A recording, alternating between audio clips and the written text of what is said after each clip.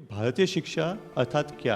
भारत हमेशा ज्ञान निष्ठ देश रहा है। पश्चिम का विचार मानता है विश्व के केंद्र में मैं हूँ और पूरा विश्व मेरे लिए है। भारत कहता है विश्व के लिए मैं। भारतीय शिक्षा धर्म सिखाती है। गर्भावस्था के संस्कार ये चरित्र निर्माण का पहला चरण है। अभिमन्यु ने चक्रव्यूह भेदन की विद्या कहाँ सीखी? माता प्रथमो गुरु हो। इसको कहते हैं अधिजनन शास्त्र। कोई नहीं चाहता कि मेरा बालक रावण जैसा दुष्ट बने या कंस जैसा बने। माता का आदर करना पिता सिखाएंगे और पिता की बात मानना माता सिखाएगी। इतनी तो युक्ति और कुशलता माँ बाप में होनी चाहिए ना। घरों में और विद्यालयों में जो शिक्षा दी जाती है उसे भारतीय शिक्षा कहते हैं। पता नहीं कहाँ इतिहास में सरकार के अधीन हो गए हैं गुरुकुल। सभी विषयों के सिद्धांत यूरोपीय सिद्धांत हैं। तो उन्होंने क्या किया? भारत के विद्यालय धीरे धीरे बंद करवा दिए। संपूर्ण शिक्षा क्षेत्र में कस्टमर वेंडर मॉडल लागू हो गया है। तो देश की 1600 यूनिवर्सिटीज़ में यदि ये पढ़ाया जाएगा तो 140 करोड़ लोग करेंगे क्या? We are suffering from great grand national inferiority complex. हम सब मिलकर भारत को पुनः भारत बनाए।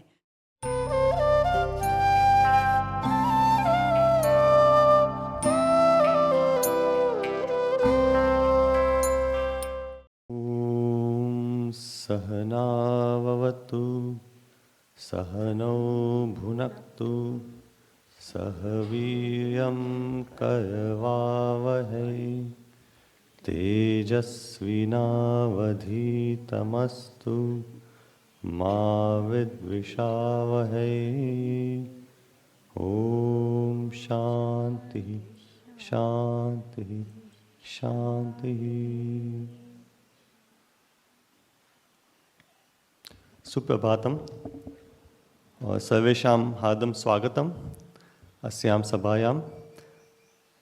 मंगलाचरण तो हो ही गया है बच्चों के द्वारा। भगवद गीता के भक्ति योग के द्वारा ही हम ये प्रारंभ करेंगे इस कार्यक्रम का।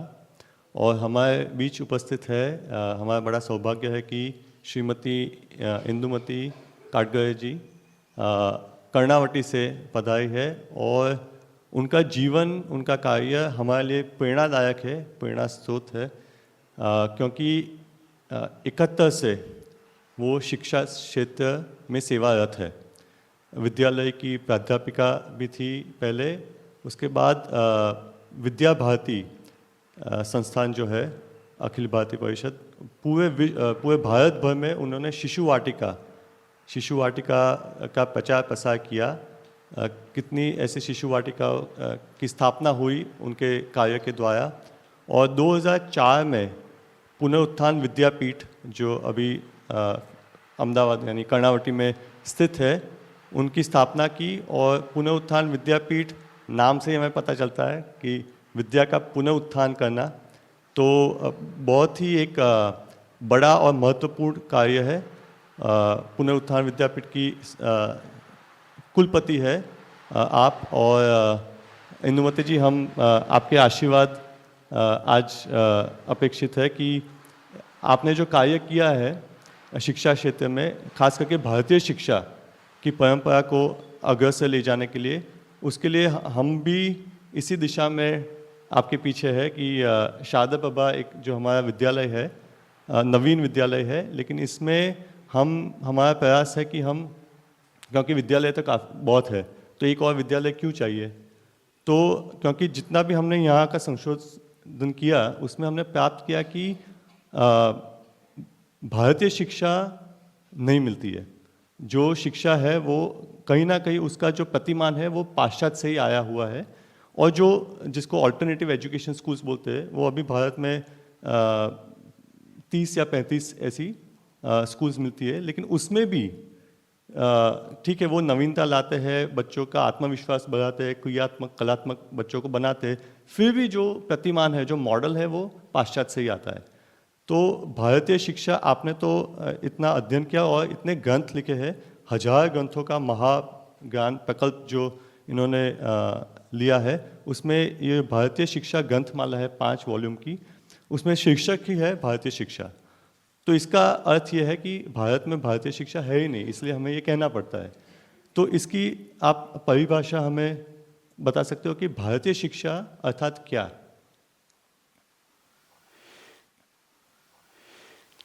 नमस्कार विवेक भाई, प्रणाम स्वामी जी और सभी सभागृह में उपस्थित आत्मीय स्वजनों को नमस्कार। अभी भारतीय शिक्षा की बात हुई, थोड़ा सा हम सबको इसके बारे में जागरूक होकर, चिंतित होकर जानना चाहिए। भारत में शिक्षा अत्यंत प्राचीन काल से, वेद काल से दी जाती है, आज भी दी जाती है। भारत की शिक्षा परंपरा अत्यंत दीर्घ है और पूरे विश्व में ये प्राचीनतम और श्रेष्ठतम है। जैसे हमारा भारत भी विश्व में प्राचीनतम राष्ट्र है और इतने वर्षों में वो निरंतर आगे बढ़ता रहा है। उसमें कुछ विशेष होना चाहिए। क्या बात है कि विश्व में सभी राष्ट्र जन्मे और काल के प्रवाह में लुप्त हो गए। विश्व में एकमात्र देश ऐसा है जो प्राचीनता का दावा तो कर सकता है भारत के समान, वह देश है चीन। वहाँ भी भारतीय संस्कृति की तरह ताओ, कन्फ्यूशियस, महात्मा बुद्ध, इन सब का प्रभुत्व रहा। परंतु 150 वर्ष पूर्व विश्व में कम्युनिज्म का उदय हुआ और महात्मा कन्फ्यूशियस और भगवान बुद्ध का चीन कम्युनिस्ट हो गया। अभी कम्युनिज्म का विश्व में राजकीय दृष्टि से तो महत्व कम हुआ है, परंतु कम्युनिस्ट चीन पुनः भारतीय माने पुनः महात्मा कन्फ्यूशियस और भगवान बुद्ध का चीन नहीं हुआ, वह अमेरिकन चीन बन गया। इसका अर्थ है कि पाश्चात्य देश, पाश्चात्य जीवन शैली और पाश्चात्य विचारधारा के अधीन हो गया। इसलिए वह आज प्राचीनता में प्राचीनता के से दूर अर्वाचीन परिवर्तित हुआ, ऐसा चीन है। कोई आश्चर्य नहीं, आने वाले 100-200 वर्ष में चीन भी पुनः जो जम्बू द्वीप की संस्कृति है उसके अनुसार अपने जीवन की रचना करेगा। परंतु भारत तो वेद काल में जिस श्रद्धा से, जिस निष्ठा से वेद मंत्रों का उच्चारण करता था, गायत्री मंत्रों का उच्चारण करता था, उसी श्रद्धा से आज भी करता है। 5000 वर्ष पूर्व श्रीमद् भगवद गीता का उद्घोष हुआ, उस समय जो श्रद्धा थी उससे भी आज अधिक श्रद्धा से हम श्रीमद् भगवद गीता का पाठ करते हैं। कहने का अर्थ है कि वह सनातन है, प्राचीन भी हैं, अर्वाचीन भी हैं, पुरातन भी हैं, नूतन भी हैं, और इसलिए उसको सनातन कहा। उसकी व्याख्या है नित्य नूतन चिर पुरातन। ऐसा हमारा देश है और हम सबको भारतीय होने का गर्व और गौरव होना चाहिए। सभी शास्त्र, सभी परंपराएं, मनीषी लोग, ऋषि मुनि सब कहते हैं दुर्लभम भारते जन्म। पूर्व जन्मों में अनेक पुण्य किए होंगे तभी हम इस जन्म में भारतीय बने हैं। इसका रहस्य क्या है? एक, भारत हमेशा ज्ञाननिष्ठ देश रहा है। जीवन के और जगत के सभी प्रश्नों के उत्तर भारत ज्ञान में खोजता है। प्रश्नों के उत्तर खोजने के और भी मार्ग हैं, जैसे धन संपत्ति ये भी एक मार्ग है, युद्ध ये भी एक मार्ग है, छल कपट कूटनीति ये भी एक मार्ग है, परंतु भारत ने हमेशा ज्ञान निष्ठा का ही मार्ग अवलंबित किया है। ये भारत की विशेषता है। शिक्षा ज्ञान की व्यवस्था है। ज्ञान की परंपरा बनाए रखने के लिए जो व्यवस्था हुई वह शिक्षा है। और इस शिक्षा के दो महत्वपूर्ण केंद्र हमने बनाए। एक केंद्र है घर। घर में वंश परंपरा के माध्यम से धर्म, संस्कृति, कुल रीति, सदाचार, कुल धर्म आदि की परंपरा बनती हैं और उत्तरोत्तर इस परंपरा के माध्यम से हम धर्म और संस्कृति को प्रतिष्ठित करते रहते हैं। और दूसरा केंद्र है गुरुकुल, जहाँ गुरु शिष्य परंपरा से शास्त्रों का अध्ययन होता है, शास्त्र को लागू करने के नवीन नवीन मार्ग खोजे जाते हैं, ज्ञान को गुरु और शिष्य की पीढ़ी दर पीढ़ी परंपरा से उसको परिष्कृत किया जाता है, उसको समृद्ध किया जाता है, और वर्तमान में उसकी प्रतिष्ठा कैसे होगी, वह कैसे लागू होगा, इसका अनुसंधान किया जाता है, पुनः प्रस्तुति होती है। ये दोनों ही केंद्र जो हैं वो ज्ञान परंपरा को विविध रूप में आगे ले जाने का काम करते हैं। और इसलिए हमारी संस्कृति में, हमारी जीवन रचना में घर और विद्यालय दोनों का ही अत्यंत महत्व रहा है। इन घरों में और विद्यालयों में जो शिक्षा दी जाती है उसे भारतीय शिक्षा कहते हैं।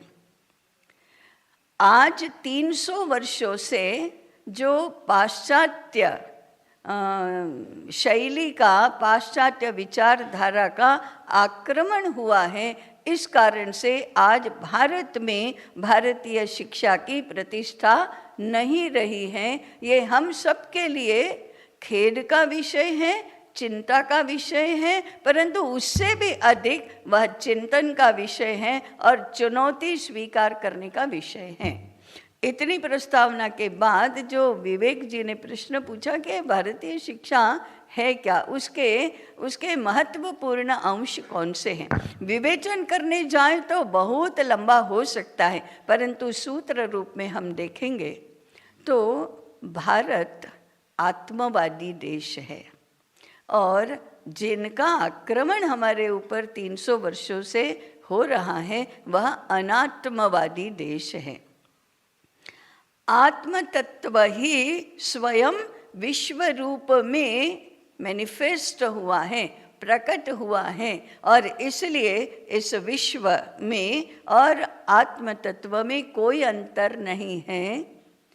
भगवान शंकराचार्य ने भी कहा जीवो ब्रह्मैव न परः, आत्म तत्व को ही ब्रह्म भी कहा जाता है, परब्रह्म भी कहा जाता है, और ये जीव जो संसार में है वो ब्रह्म का ही मैनिफेस्टेशन है। ये भारत की दृष्टि है, भारतीय दृष्टि कहते हैं तो वह आत्मवादी दृष्टि है, माने सबको एक मानती है।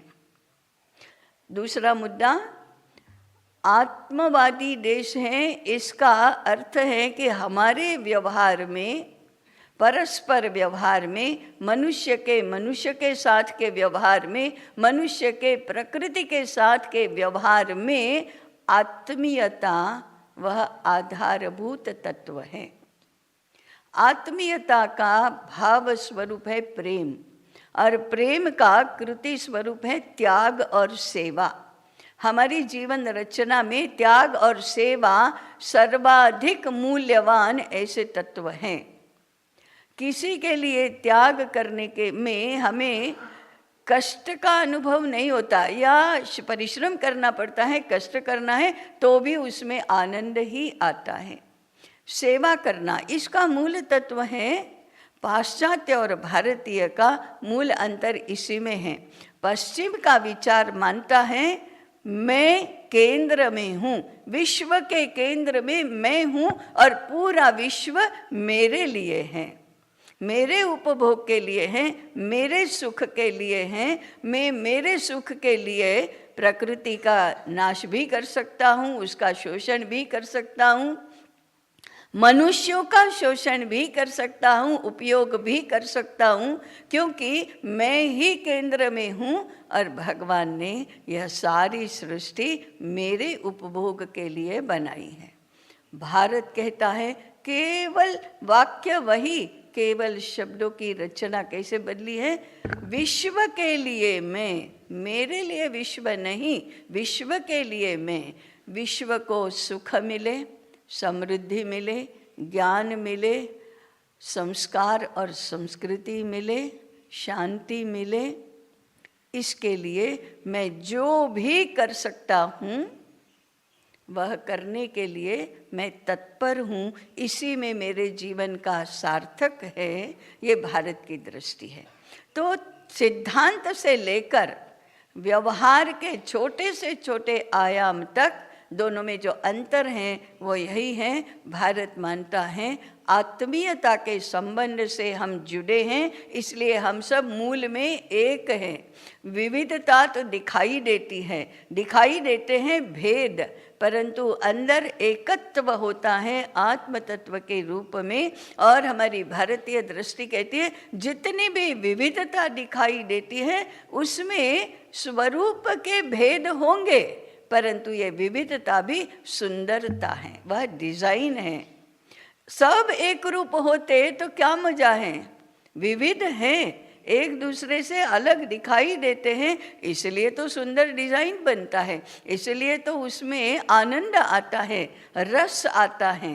परंतु रस का उपभोग करो, आनंद का उपभोग करो, सुंदरता का उपभोग करो, परंतु जानो, समझो, मानो और व्यवहार करो, अंदर से हम सब एक हैं, एक हैं। इसलिए संघर्ष नहीं, संघर्ष नहीं, समन्वय, ये भारतीय व्यवहार का प्रमुख सूत्र है। इस विश्व की धारणा करने वाला तत्व है धर्म। इस धर्म का पालन प्रत्येक चरण पर होना चाहिए, प्रत्येक व्यवहार में होना चाहिए। और इसलिए भारतीय शिक्षा धर्म सिखाती है, धर्मानुसारिणी शिक्षा, ये भारतीय शिक्षा का व्यावहारिक स्वरूप है। अध्यात्मनिष्ठ शिक्षा, यह शिक्षा का दार्शनिक स्वरूप है। और प्रेम आधारित, सद्भावना आधारित, करुणा आधारित, सबके प्रति स्नेह सख्य की भावना, ये शिक्षा का भावात्मक रूप है। इस आधार पर वेद काल से लेकर आज तक जो शिक्षा चली आई वह भारतीय शिक्षा है। उसने विश्व को समृद्धि और संस्कृति दोनों का समन्वय कैसे करना और श्रेष्ठ जीवन कैसे जीना, ये सिखाया है। इस भारतीय शिक्षा की पुनः प्रतिष्ठा करना, क्योंकि आज इसका ह्रास हुआ है, आज इसकी अप्रतिष्ठा हुई है, आज इसकी उपेक्षा हुई है, आज इसकी अवमानना हुई है, इतना ही नहीं आज इसकी विस्मृति हुई है। इन सभी को दूर करके भारतीय शिक्षा की पुनः प्रतिष्ठा करना, ये हम सब के लिए चुनौती का विषय है, अध्ययन का विषय है, चिंतन का विषय है। विवेक भाई, मैंने आपके प्रश्न का उत्तर देने का प्रयास किया है। अति सुंदर। इसमें समझ में आता है कि जो हेतु है शिक्षा का वो ही पूरा विपरीत है जो अभी जिस धारा प्रवाह में लोग चल रहे हैं। आपका पुनरुत्थान विद्यापीठ का भी ध्येय वाक्य है, अनायास शादाव पकड़ देवा विमुक्त है, वही है। तो आजकल जो यहाँ सब अभिभावक भी बैठे हैं, तो इनकी मन में जो चिंताएं होती है वही मैं आपके सामने प्रकट करूँगा कि प्रमाण पत्र है, सर्टिफिकेट है, डिग्रीज है, मार्क्स है, इसके लिए तो सबको विद्वत्ता तो चाहिए। विद्वत्ता तो छोड़ो, सिर्फ प्रमाण पत्र कभी कभी चाहिए, विद्वत्ता भी दूर की बात है। लेकिन जो अभी आपने जिसका इतना सुंदर विश्लेषण किया वो तो गुणों का था, गुणवान बनने का था। तो स्वास्थ्य का भी ध्यान नहीं रखते बच्चों का, शारीरिक और मानसिक, और कुशलता भी नहीं होती है कभी कभी। तो घर पे माता पिता क्या कर सकते हैं ताकि इस अभियान में उनका सहयोग मिले, क्योंकि पूरा भार नहीं तो विद्यालय पे आता है। लेकिन आपने जैसे कहा कि कुटुंब भी एक केंद्र है, ज्ञान का केंद्र है, शिक्षा का केंद्र है। तो क्या माता पिता कर सकते हैं अपने बच्चे को जी उनका सर्वांगीण विकास के लिए? आज का जो प्रचलन बन गया है वह शिक्षा एक कॉमोडिटी बन गई है, एक पदार्थ बन गया है, और संपूर्ण शिक्षा क्षेत्र में कस्टमर वेंडर मॉडल लागू हो गया है। माने ग्राहक और व्यापारी का।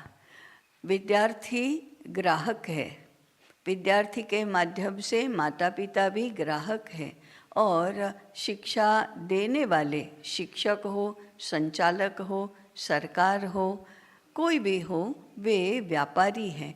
ग्राहकों की मांगे पूरी करना ये व्यापारी का कार्य होता है। व्यापारी अपना प्रोडक्ट सब लोग खरीद करें इसलिए प्रचार प्रसार का मार्ग अपनाते हैं, और ग्राहकों को सुविधा देना, ग्राहकों की मांगे पूरी करना, और हमारे माल का खरीदार वर्ग भी बढ़े ऐसे उपाय करना, ये पूरा जो बाजार का मॉडल है वो शिक्षा को लागू हो गया है। हमारा सूत्र अभी विवेक भाई ने बताया और हमारा भी है, सा विद्या या विमुक्तये, मुक्ति का मार्ग प्रशस्त करती है वही विद्या है, उसी की व्यवस्था शिक्षा है। परंतु विद्या स्वयं आज मुक्त नहीं है, वह तो बाजार का अंग बन गई है। तो पहली बात हमको जो समझना है वह ये है कि शिक्षा कस्टमर वेंडर मॉडल से नहीं चलती, वह तो गुरु शिष्य मॉडल से, गुरुकुल मॉडल से चलती है। वह विद्यालय और घर दोनों के केंद्रों में चलती है, और एक पीढ़ी दूसरी पीढ़ी को ज्ञान, संस्कार, कौशल, अर्थ संपदा, व्यवसाय ये सब हस्तांतरित करती है। और मॉडल क्या है, भावना क्या है? हर गुरु चाहता है मेरा शिष्य मेरे से सवाया हो ताकि ज्ञान की समृद्धि बनी रहे। हर पिता चाहता है मेरा पुत्र मेरे से सवाया हो ताकि मैंने जो जो भी दिया है उसे वह उसने पूर्ण रूप से ग्रहण किया और उसे और अधिक आगे बढ़ाने का वह प्रयत्न करता है। इस मॉडल पर भारतीय शिक्षा चलती है। ये पहला मुद्दा। दूसरा मुद्दा है, शिक्षा केवल अर्थार्जन के लिए नहीं होती। अर्थ तो अपने आप प्राप्त होता है, वह गौण साधन है। इसका अर्थ ये नहीं कि अर्थ कम चाहिए। भारत ने तो हमेशा समृद्धि और वैभव का ही उपदेश दिया है। गरीब मत बनो, दरिद्र मत रहो, चाहिए उससे बहुत अधिक सब कुछ मिले, इस प्रकार का आपका जीवन हो, इस प्रकार के आपकी व्यवस्था हो। परंतु ये अर्थ संपदा धर्म संपदा के अनुकूल ही होनी चाहिए, धर्म के अविरोधी अर्थ होना चाहिए, धर्म के अनुकूल अर्थ होना चाहिए। काम पुरुषार्थ जो अपने यहाँ हैं, तो हमें सुख चाहिए, विविध प्रकार की साधन सामग्री चाहिए, हमारी अनंत इच्छाएं होती हैं, उन इच्छाओं की पूर्ति करने के लिए हमको अर्थ चाहिए। तो काम और अर्थ दोनों ही धर्म के अविरोधी बनेंगे तो समृद्धि भी प्राप्त होगी और सुसंस्कृत जीवन भी प्राप्त होगा। भगवान वेद व्यास ने कहा है, धर्माद अर्थश्च कामश्च सधर्मः किम न सेव्यते। अरे आप लोग धर्म का सेवन क्यों नहीं करते? धर्म से ही अर्थ और काम दोनों की प्राप्ति होगी। तो भारतीय शिक्षा में हमें ये बात ध्यान में रखनी है कि अर्थ और काम धर्म के अधीन होने चाहिए। दूसरा, शिक्षा इस प्रकार के जीवन के विकास के लिए है। शिक्षा जीवन विकास के लिए है, और जीवन विकास का प्रारंभ 2 वर्ष की आयु में, 3 वर्ष की आयु में, 6 वर्ष की आयु में नहीं होता। हमारा जीवन तो जन्म जन्मांतर में चलता है, परंतु इस जन्म का जीवन गर्भधारणा से शुरू होता है। गर्भाधान संस्कार मनुष्य जीवन का, इस जन्म के जीवन का प्रथम संस्कार है। तभी से शिक्षा शुरू होती है, तभी से जीवन विकास की प्रक्रिया शुरू होती है। और गर्भाधान तो घर में होता है। गर्भावस्था के संस्कार ये चरित्र निर्माण का पहला चरण है और सबसे महत्वपूर्ण और प्रभावी चरण है।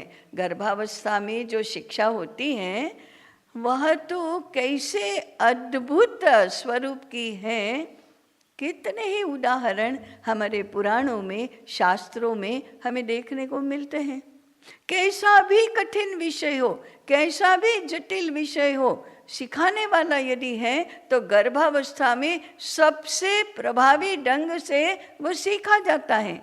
अभिमन्यु ने चक्रव्यूह भेदन की विद्या कहाँ सीखी?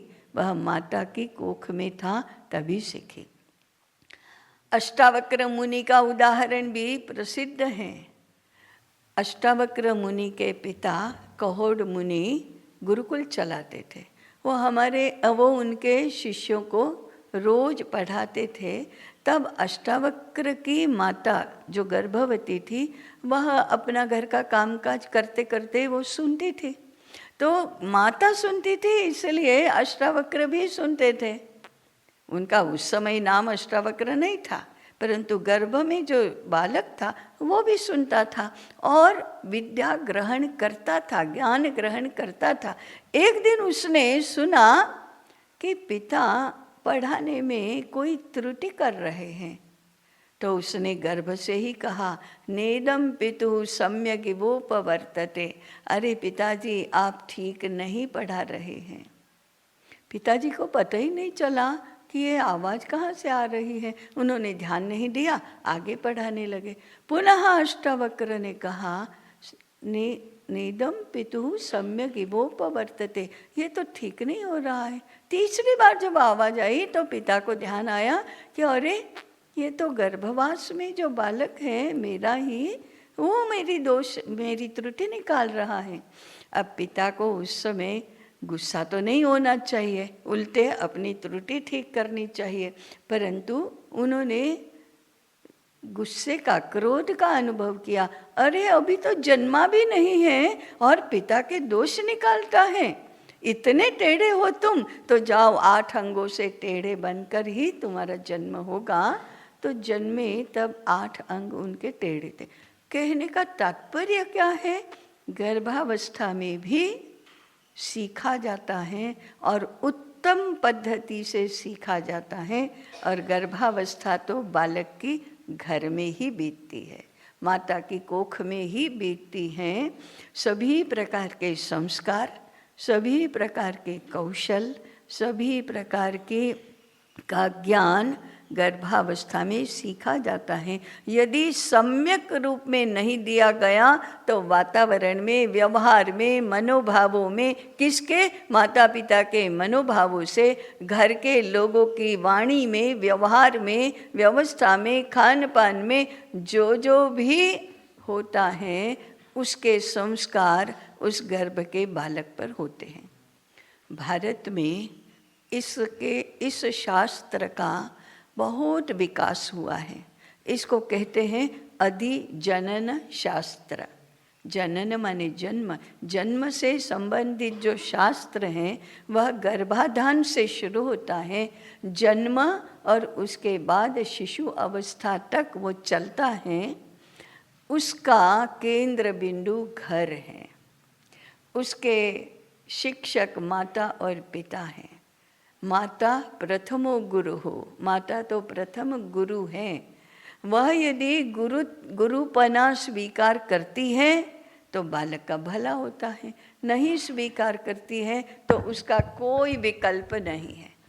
माता का कोई विकल्प विश्व में नहीं है। तो फिर हमारी माताओं को समझना चाहिए कि वे अपने बालकों की गुरु कैसे बने। और उसे क्या सिखाए? उसको कुल रीति सिखाए, उसको वंश परंपरा के संस्कार दे, उसको अपने घर में रीति नीति क्या है, ज्ञान क्या है, कौशल क्या है, सद्गुण सदाचार क्या है, अध्यात्म ज्ञान क्या है, इस जगत में आकर उसको करना क्या है, उसका जीवन कार्य क्या है, वो बताए। तुम मेरे पुत्र हो, तुम ऐसा नहीं कर सकते, तुम मेरे पुत्र हो, तुम्हें ऐसा करना है। ऐसा वो गर्भवास और शिशु अवस्था में माता के माध्यम से सीखता है। आज घरों में जो संस्कार और ज्ञान दिए जाते हैं उसका विस्मरण हुआ है। अज्ञान और अल्प ज्ञान बहुत प्रभावी हो गया है। विपरीत ज्ञान तो उससे भी अधिक प्रभावी है। ज्ञान नहीं देते वो तो अलग बात है, परंतु विपरीत उल्टा ज्ञान दे रहे हैं तो हमारे घरों को हमें ठीक करना होगा। हमारे बालकों के चरित्र निर्माण और ज्ञान प्राप्ति, इसके लिए हमारे घरों को अच्छा शिक्षा केंद्र बनाना होगा। इसलिए माता पिता और घर के जितने भी बड़ी आयु के लोग हैं, उन्होंने अपना दायित्व पुनः समझना होगा और उसके अनुसार घर का वातावरण भी और व्यवहार भी बनाना होगा। घर यदि अच्छा हुआ तो विद्यालय की आवश्यकता बहुत कम हो जाती है। विद्यालय में अलग प्रकार की शिक्षा होती है, घर में अलग प्रकार की शिक्षा होती है। विद्यालय से भी अधिक घर की शिक्षा का महत्व है। इस बात को हमें पुनः समझना होगा। ताई, इसमें जो हमने देखा है, प्रतिदिन हम अभिभावकों के साथ संवाद करते हैं, बच्चों को तो प्रत्यक्ष देखते ही है। तो जैसे आपने कहा कि पाश्चात्य से प्रेरित जो आधुनिक परंपरा है उसमें उपभोग केंद्र में होता है, और हमारी संस्कृति जो है, भारतीय संस्कृति और भारतीय शिक्षा, उसमें सेवा, जैसे हमारा जन्म हुआ है तो जन्म लेते ही कुछ ऋण होते हैं, ऋण से मुक्त होना है, तो सेवा के मार्ग पे चलते हुए अपना धर्म करना है। तो इसमें संयम की बहुत आवश्यकता होती है जी।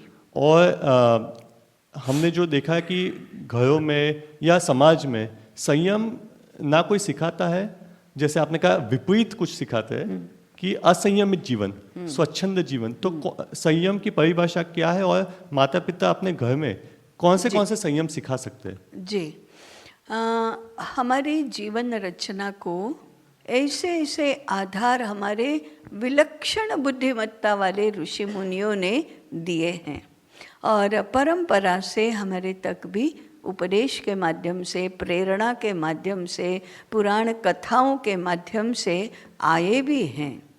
हमने केवल उसके बारे में विस्मृति और उपेक्षा का व्यवहार किया है, परंतु हमारे अंदर तो ये हैं। उदाहरण के लिए, हर माता पिता चाहते हैं कि हमारा बालक अच्छा हो, गुणवान बने, बलवान बने, बहुत ज्ञानी बने। सब चाहते हैं बहुत अच्छे संस्कार वाला बने। हर लोग चाहते। कोई नहीं चाहता कि मेरा बालक रावण जैसा दुष्ट बने या कंस जैसा बने, असुरों जैसा बने, ऐसा कोई चाहता कोई नहीं है। हृदय की चाह तो बालक सद्गुणी, संस्कारवान और ज्ञानवान बने, ये चाहते हैं। परंतु केवल चाहने से कुछ होता नहीं, करने से होता है। तो उसके लिए करना क्या, ये जानना चाहिए। गर्भावस्था में संस्कार देना, ये पहली बात है। उस समय हमारे मन में हमें कैसा बालक चाहिए, इसका एक चित्र निश्चित रूप से बनना चाहिए। तो माता पिता की शिक्षा का ये विषय है। जन्म से लेकर 15 वर्ष की आयु तक माता पिता ने बालक के साथ कैसा व्यवहार करना चाहिए, इसके विषय में आचार्य चाणक्य ने बहुत सीधे साधे परंतु अत्यंत महत्वपूर्ण ऐसे सूत्र दिए हैं। आचार्य चाणक्य कहते हैं, लालयेत् पंचवर्षाणि 10 वर्षाणि ताडयेत् प्राप्ते तु षोडशे वर्षे पुत्रम मित्रम समाचरेत्। माता पिता ने अपने संतान के साथ कैसा व्यवहार करना चाहिए, कब तक इसका दायित्व माता पिता का है। गर्भ में आता है, जन्म होता है, 5 वर्ष का, 12 वर्ष का, 15 वर्ष का, 25 वर्ष का पुत्र या पुत्री होते हैं, उनका विवाह होता है और उनके घर में बालक का जन्म होता है। वह एक पीढ़ी है। यह एक पीढ़ी की घर में शिक्षा ये माता पिता का दायित्व है। वे आउटसोर्स नहीं कर सकते इसको। आज सब कुछ आउटसोर्स होता है, दूसरे करेंगे। अस्वस्थ हुआ तो डॉक्टर हैं, संस्कार चाहिए तो संस्कार वर्ग हैं, ऐसा हम आउटसोर्स करते हैं। नहीं, माता पिता का कोई भी विकल्प नहीं है। अब ये जन्म से लेकर, माने गर्भाधान से लेकर, जन्म से लेकर आगे की पूर्ण पीढ़ी तक माता पिता का व्यवहार कैसा होना चाहिए, उसके 3 चरण उन्होंने बताए। लालयेत् पंचवर्षाणि, 5 वर्ष की आयु तक बालक का लालन पालन करना चाहिए, माने लाड करना चाहिए। लाड करना क्या होता है? बालकों के हर इच्छा की पूर्ति करना, किसी बात का मना नहीं करना, वो जो करना चाहता है वो करने देना, फैसिलिटेट करना। अब कुछ लोग घबरा कर कहते हैं, अरे बालकों को जो करना है वो करने देंगे तो वो स्वच्छंद हो जाएंगे और निरंकुश हो जाएंगे, कहना नहीं मानेंगे, ऐसा करेंगे। नहीं, 5 वर्ष की आयु तक आप बालक का निरीक्षण करिए। शिशु मनोविज्ञान कहता है, हर शिशु को अपना विकास करने की अंदर से प्रेरणा होती है। जो भी करता है अंतः प्रेरणा से करता है, बड़ों का देखकर अनुकरण करके करता है। परंतु अपनी प्रेरणा से वह क्या क्या करता है? अपनी प्रेरणा से वो जन्म लेता है तो पीठ के बल लेटा रहता है। कुछ महीने हुए कि वो उल्टा होने लगता है। कौन कहता है उसको कि तुम 3 महीने के हो गए, 4 महीने के हो गए, अभी भी पीठ के बल पर लेटे हो, उल्टे हो जाओ? कोई नहीं कहता, स्व प्रयत्नों से होता है। घुटने चलने लगता है, बैठने लगता है, खड़ा होने लगता है, बोलने लगता है। बोलने के लिए वो कितना पुरुषार्थ करता है, हमने कभी देखा है क्या? निरंतर बड़बड़ करते रहता है, निरंतर आवाज निकालता रहता है। सीढ़ी चढ़ने लगता है, चलने लगता है, उछल कूद करने लगता है। ये सब जिस आयु में वह करना उचित है, वो उसकी शक्ति आती है अंगों में, तो वो अपनी प्रेरणा से करने लगता है। माता पिता को क्या करना चाहिए? उसको सहायता करनी चाहिए, उसका उत्साह बढ़ाना चाहिए, उसको शाबाशी देनी चाहिए। और चलने में अवरोध यदि है, उसको लगे नहीं चोट, इसके लिए उसका मार्ग प्रशस्त करना चाहिए, रोकना नहीं चाहिए। दूसरा, आपने निरीक्षण किया है, बच्चों को 1.5 साल, 2 साल, 3 साल के बच्चों को पानी देखा तो गिराया ही है, पानी देखा तो मग्गे से अपने ऊपर डाला ही है। उसको ये पता नहीं कि अभी तो ये स्वच्छता की थी, अब मैंने पानी गिरा दिया, अब मेरी माँ को कितनी परेशानी होगी। नहीं, पानी गिराने में, पानी के साथ छप छप करने में, खेलने में उसको बहुत आनंद आता है। मिट्टी में धूल में गया तो पूरा अपने आप पर धूल गिराएगा, उसमें खेलना उसको कितना अच्छा लगता है। कपड़े निकालकर हवा में बाहर दौड़ धूप करना उसको कितना अच्छा लगता है।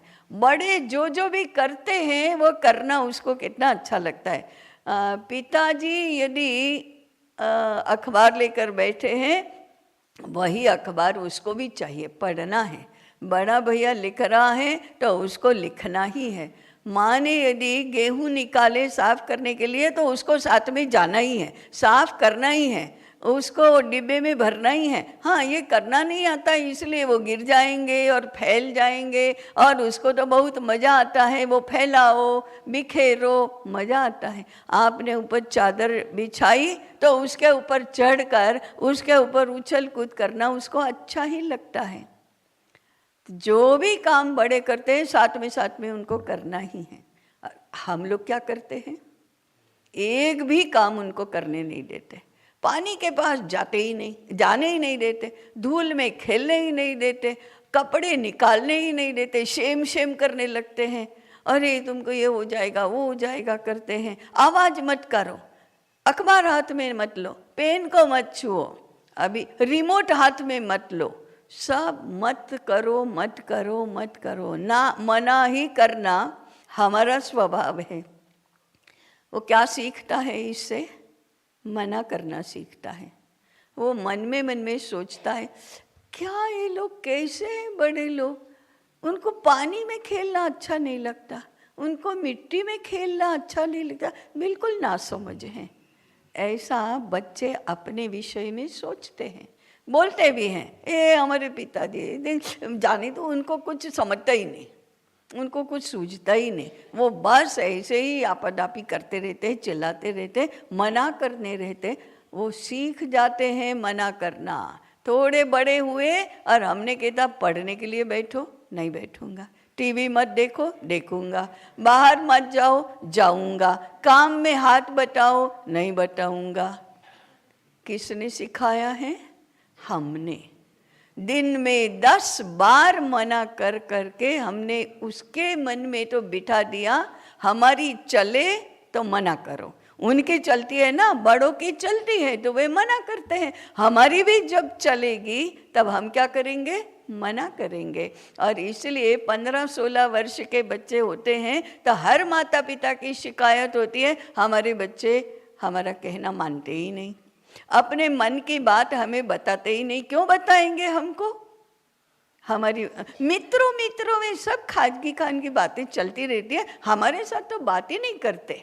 घर में तो उनका ध्यान ही नहीं है, घर में ध्यान कैसे रहेगा। जब वो घर में ध्यान दे रहे थे, माँ को मदद कर रहे थे, पिताजी को मदद कर रहे थे, तब तो दूर रहो, मेरा खराब कर दोगे, दूर रहो, मुझे बहुत जल्दी है काम करने की। तो वे भी कहते हैं रहने दो, हमको बहुत दूसरे काम हैं। तो 2 पीढ़ियों का विच्छेद होता जाता है। इसलिए हमारे बच्चों की साइकोलॉजी समझो, स्वभाव समझो, रुचि समझो, क्षमता समझो, और उनको जो करते हैं उसका निरीक्षण करके उसे करने में सहायता करो। हाँ, नुकसानदेह बात नहीं करने देना, ये बात तो ठीक है, लेकिन मना भी न करो और नुकसानदेह बात करने भी ना दो।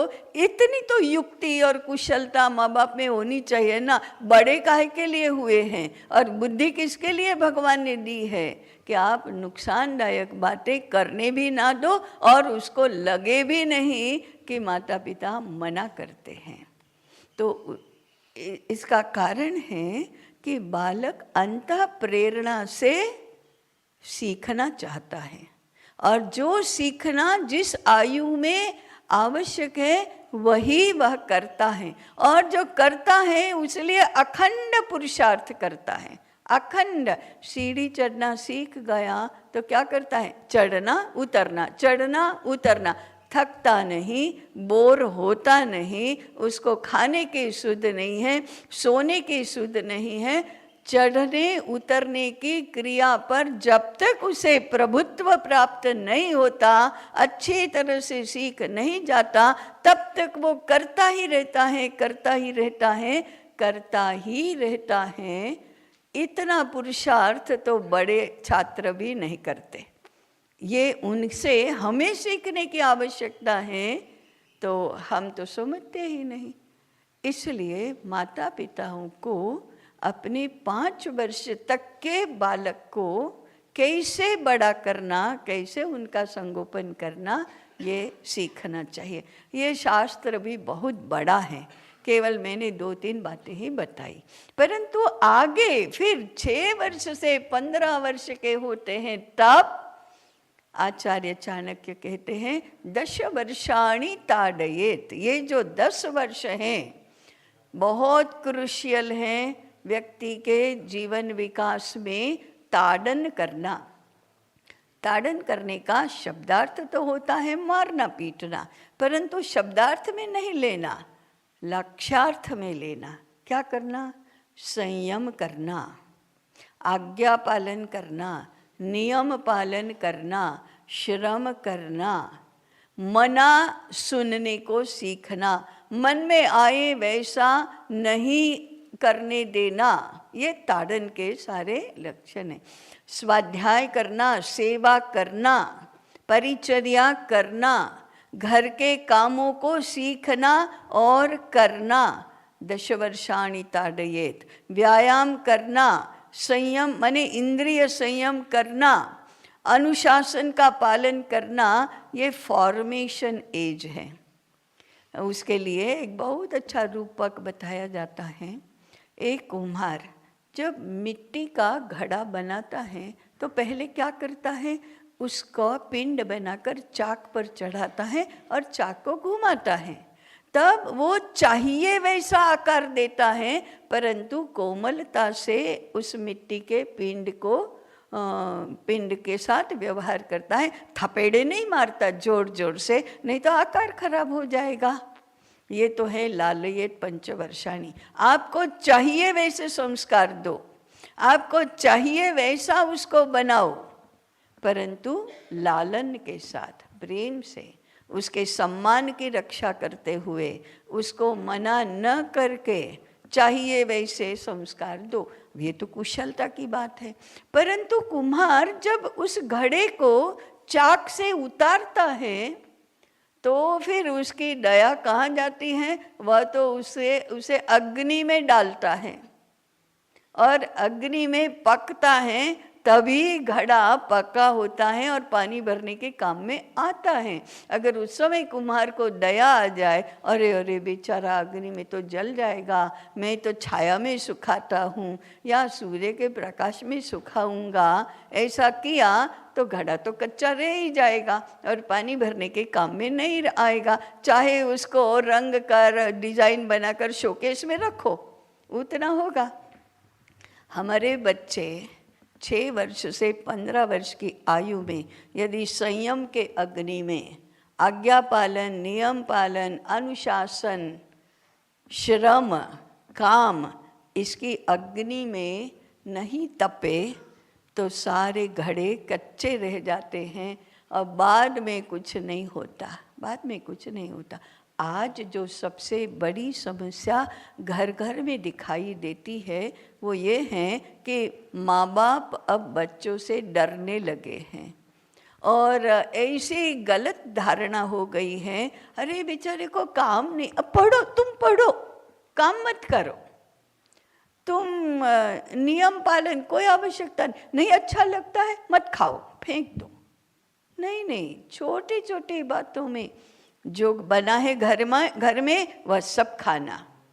अच्छा अन्न का अनादर नहीं करना, थाली में जूठन नहीं छोड़ना, भूख लगी है और परोसा है तो पूर्ण पेट भर के खाना, नहीं अच्छा लगता है वो नहीं खाकर लूस खाकर आधे घंटे में मुझे ये चाहिए वो चाहिए नहीं करना।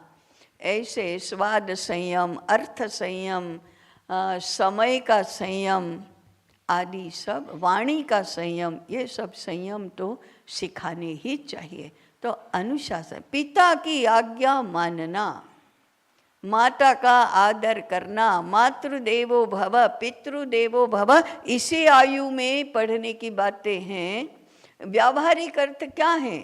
माता घर में काम कर रही है और उसका 12 वर्ष का 14 वर्ष का बालक पढ़ाई कर रहा है। माता को पानी चाहिए तो बालक अपनी पढ़ाई छोड़कर उठकर उसको पानी देगा कि नहीं देगा, या फिर पुत्र को पानी चाहिए तो माता अपना काम छोड़कर पानी लाकर देगी। घर घर में चित्र देखता है दिखता है। माता ही अपना काम छोड़कर पुत्र को पानी लाकर देती है, पुत्र तो नहीं उठकर पानी लाकर देता। मातृदेवो भव कब सीखेगा? माता का आदर करना और माता की सेवा करना, बात करना, ये कब सीखेगा? ये सिखाने का काम कौन करेगा?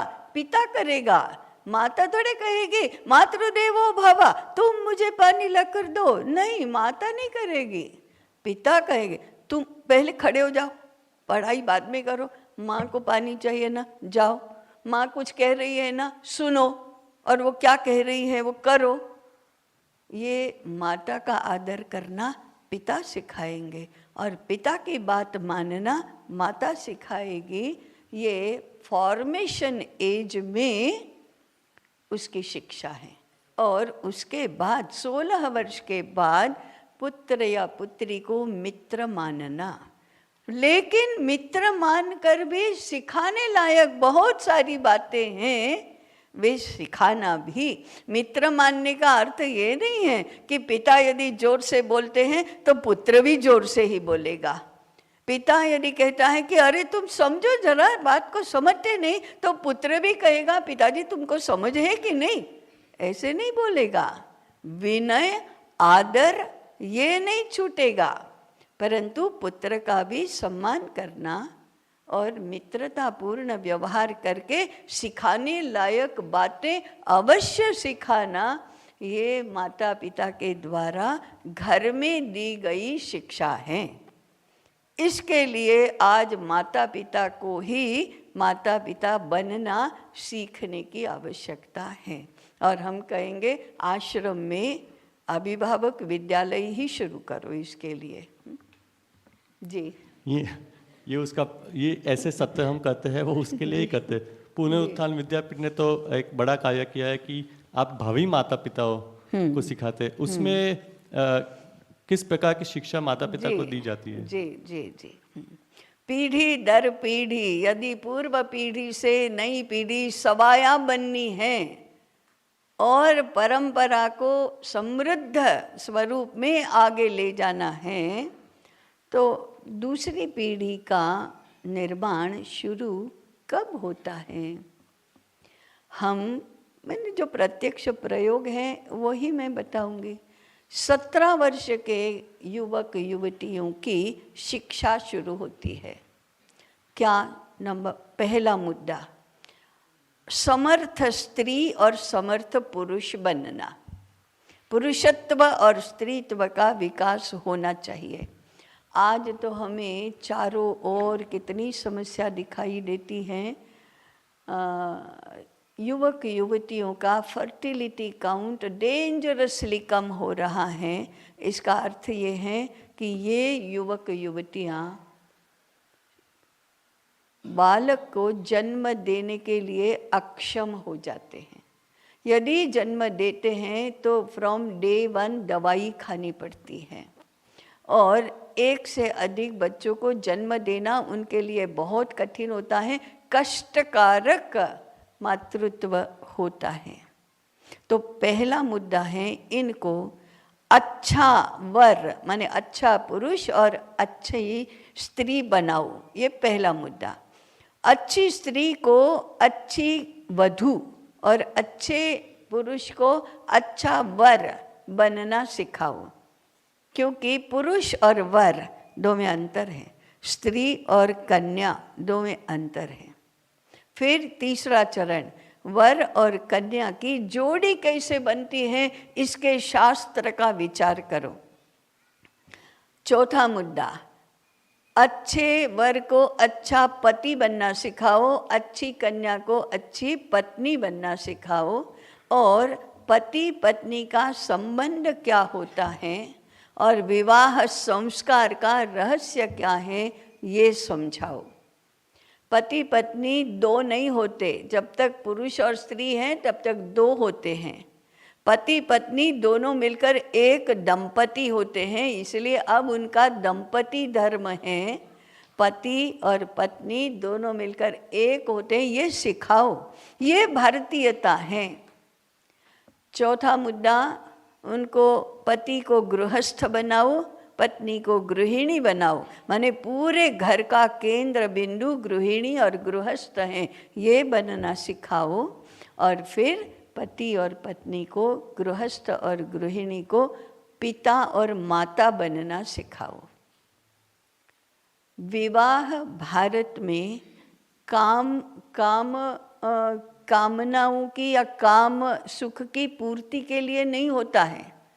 विवाह भारत में पीढ़ी आगे चलाने के लिए होता है, वंश परंपरा आगे चलाने के लिए होता है, पुत्रों को पुत्रियों को जन्म देने के लिए पुरुष और स्त्री विवाह संस्कार से बंध कर पति और पत्नी होते हैं।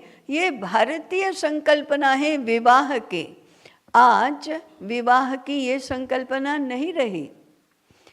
पश्चिम में मैरिज इज एन एग्रीमेंट, वो करार होता है। भारत में विवाह संस्कार होता है।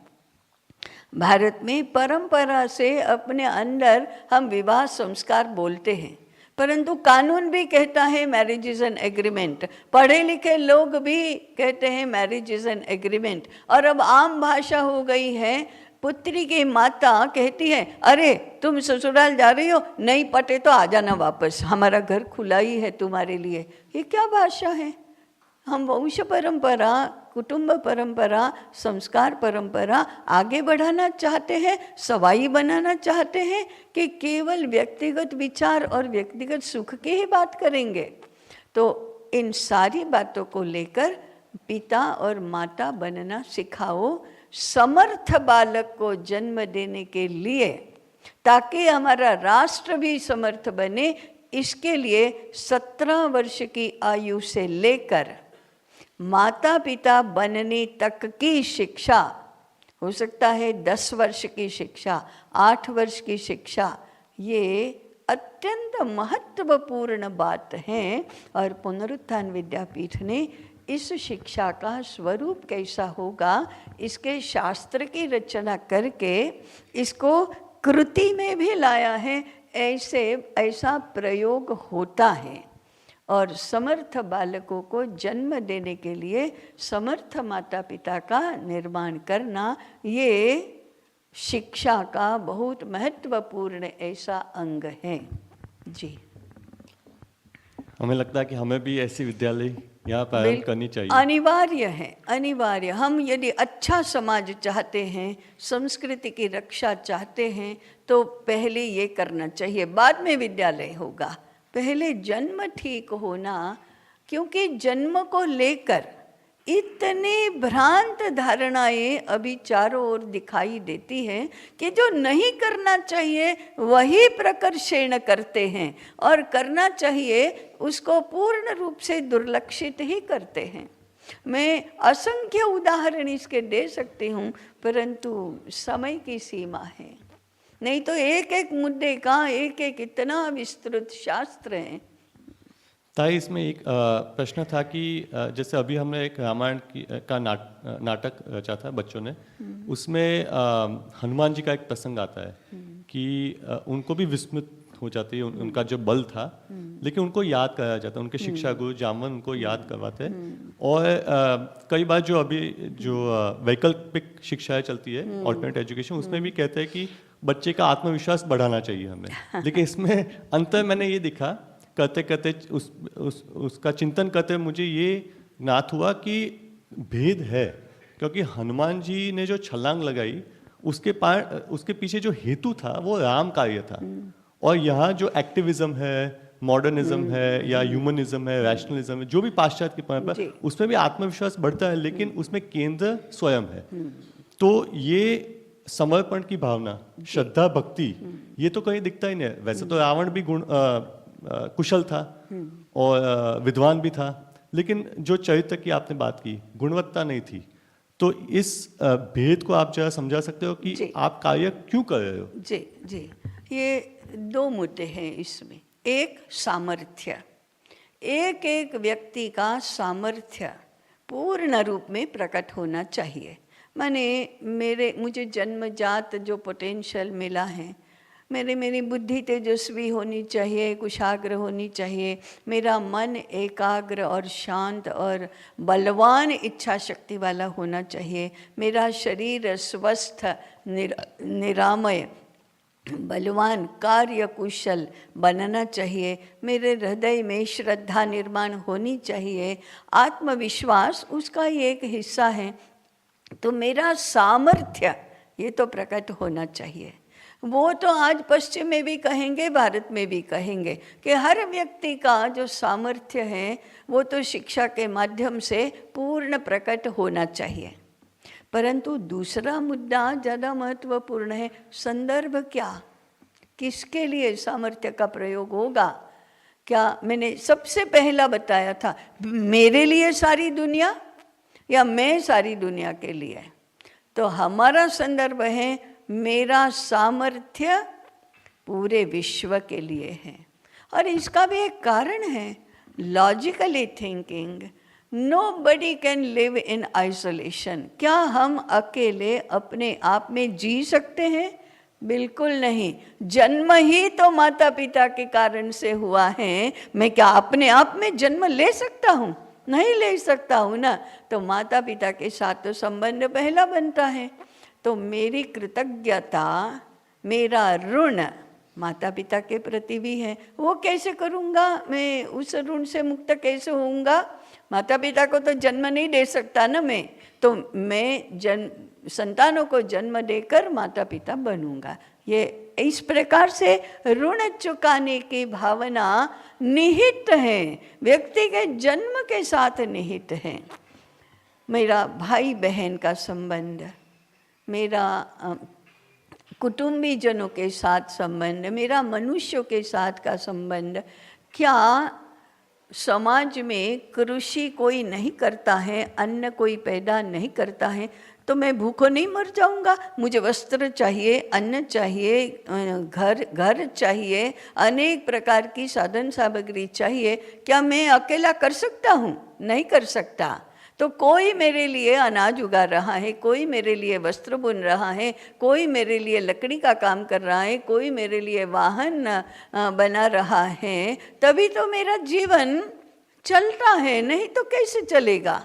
तो उनके साथ मेरा संबंध अच्छा बनना चाहिए, कृतज्ञता का बनना चाहिए कि वो खेती करता है इसलिए मुझे धान्य मिलता है, तो मैं कृतज्ञता पूर्वक उसके साथ व्यवहार करूं। तीसरा, क्या सूर्य नहीं होगा तो मेरे प्राण बचेंगे? क्या वायु नहीं होगा तो मेरे श्वास लिए जाएंगे?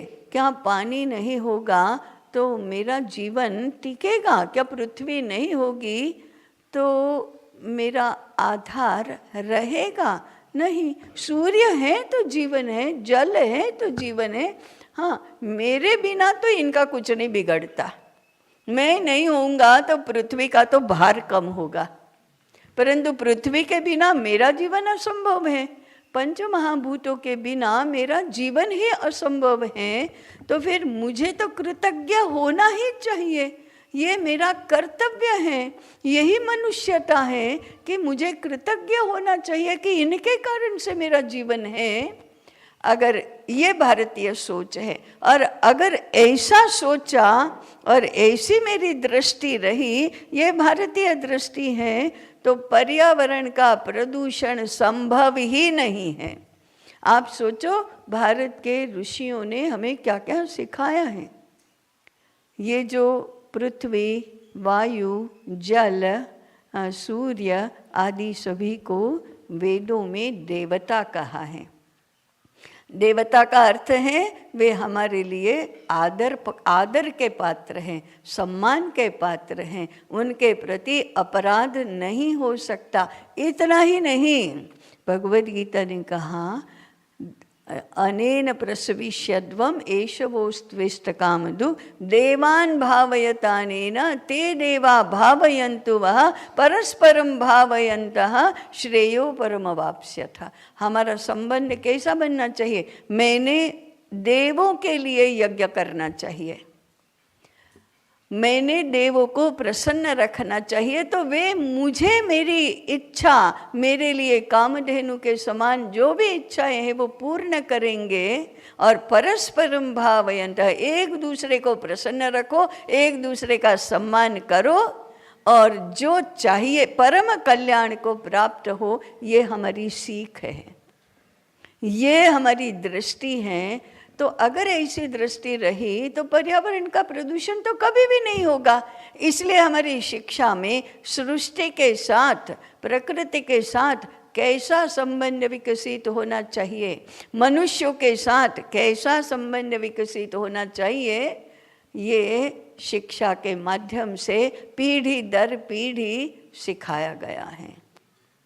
संविभागी च बंधुषु, अपने पास हैं वो दूसरों के साथ, स्वजनों के साथ बांटे बिना खाओगे तो केवलाघो भवति केवलादि, ये तो पाप खाता है। अगर अकेला अकेला खाता है तो पाप खाता है, दूसरों को दिए बिना खाया नहीं जाता। यज्ञ शिष्टाशिनः संतु, यज्ञ करके माने मेरे आसपास की प्रकृति को, मेरे आसपास के मनुष्यों को तुष्ट किए बिना, संतुष्ट किए बिना, प्रसन्न किए बिना, उनका सद्भाव में जीत नहीं सकती। उसके बिना यदि मैंने उपभोग किया तो ये तो मेरे लिए बड़ा पाप है। केवलागो भवति केवलादि। तो ये जो है संदर्भ है, ये शिक्षा में अत्यंत महत्वपूर्ण है। इसी को भारतीय शिक्षा के मूल तत्व कहते हैं। हमने ये पढ़ाना बंद कर दिया। हमारे यहाँ कथाएं आती थी, हमारे आंगन में आम का वृक्ष है। पहले पहले आम आए टोकरी भर के, तो हम पहले क्या सिखाएंगे? पहले भगवान को धरो, वो नैवेद्य है, फिर उनके प्रसाद के रूप में ग्रहण करो। उसके बाद साधु संतों को, सन्यासियों को दो, बाद में गरीब अनाथ ऐसे लोगों को भी दो, बाद में अपने स्नेही स्वजन सगे संबंधियों को दो, बाद में घर में छोटे बच्चे, वृद्ध, रुग्ण, आश्रित हैं उनको दो, और सबसे अंत में गृहस्थ और गृहिणी, गृहस्वामी और गृहस्वामिनी उसका उपभोग करेंगे। ये तो हमने असंख्य कथाओं के माध्यम से सीखा है। आज नहीं सिखाया जाता। आज क्या सिखाया जाता है? मुझे एक बार एक अर्थशास्त्र की प्राध्यापिका ट्रेन में मिली तो कहती है, अरे नहीं, बच्चे तो कम ही होना चाहिए।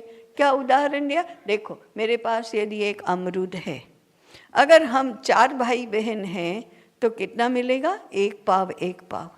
2 हैं तो कितना मिलेगा? आधा आधा। मैं अकेली हूँ तो पूरा मिलेगा, इसलिए कम चाहिए। ऐसी दृष्टि भारतीय नहीं है।